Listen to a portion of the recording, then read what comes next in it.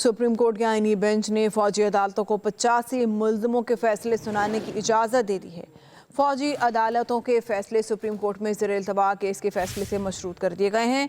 जिन मुल्जिमों को रियायत मिल सकती है, सुप्रीम कोर्ट ने उन्हें रिहा करने और जिन्हें रिहा नहीं किया जा सकता उन्हें सजा सुनाने पर जेल मुंतकिल करने का हुक्म दिया है।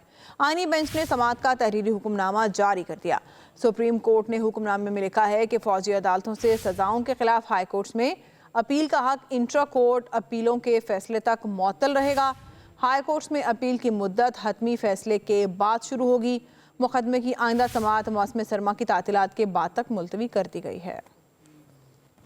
फौजी अदालतें 9 मई के वाक़यात से मुतल्लिक फैसले सुनाए। जस्टिस अमीनुद्दीन खान की सरबराही में आईनी बेंच ने फौजी अदालतों को 85 मुल्जिमान के फैसले सुनाने की इजाज़त दे दी। अदालत ने करार दिया कि जिन मुल्जिमान को रिहा नहीं किया जा सकता इन्हें सजा सुनाने पर जेलों में मुंतकिल किया जाए। जिन मुल्जिमान को सजाओं में रियायत मिल सकती है वो देकर रिहा किया जाए। दौरान समाअत जस्टिस जमाल मंदोखेल ने सवाल किया कि क्या आर्मी एक्ट में तरमीम करके हर शख्स को इसके जुमरे में लाया जा सकता है। इस पहलू को भी मद्देनजर रखें कि आर्मी एक्ट 1973 के आइन से पहले बना था। वज़ारत दिफा के वकील ने कहा कि सुप्रीम कोर्ट के फैसले में खराबियाँ हैं, जिस पर जस्टिस जमाल मंदोखेल ने कहा कि अदालती फैसले को इतना बेतौकीर तो ना करें कि इसे खराब कहें। अदालती इस्तफसार पर एडिशनल अटॉर्नी जनरल ने बताया कि 9 मई के वाक़यात की तमाम तफसीलात आज सुबह ही मौसूल हुई हैं। मुकम्मल तफसीलात बाज़ाब्ता तौर पर मुतफर्रिक दरख्वास्त की सूरत में जमा कराएंगे। जस्टिस मुसर्रत हिलाली ने सवाल उठाया कि जिन दफात को कलअदम करार दिया गया है इनके तहत होने वाले ट्रायल का क्या होगा। 9 मई से पहले भी तो किसी को इन दफात के तहत सजा हुई होगी, जिस पर वकील ने जवाब दिया कि अमूमी तौर पर कलअदम होने से पहले मुतल्लिका दफात पर होने वाले फैसलों को तहफ़्फ़ुज़ होता है। जस्टिस मुसर्रत हिलाली ने कहा कि ये तो इन मुल्ज़िमान के साथ तासुब बरतने वाली बात होगी। अदालत ने केस की समाअत मौसम सरमा की छुट्टियों के बाद तक मुलतवी कर दी।